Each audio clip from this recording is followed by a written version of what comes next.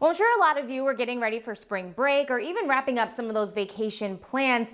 Those travel bans, cancellations, stay-at-home orders threw a major wrench in our travel plans this year. Anthony Johnson has some advice for all of you concerned travelers.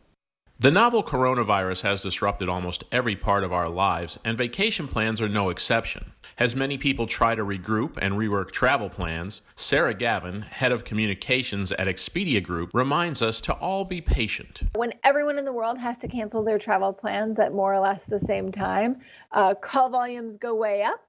And then you have governments around the world closing call centers just like they close other businesses. So yes, that creates a much longer sort of wait time than we would like to see or than anyone is used to. Gavin says the good news is technology is playing a huge role, giving travelers immediate access to online self-service. There's a far more sort of robust solutions online now on sites like Expedia and Orbitz and Travelocity that set you up to be able to sort of serve those trips yourself and make those decisions yourself without ever having to talk to someone.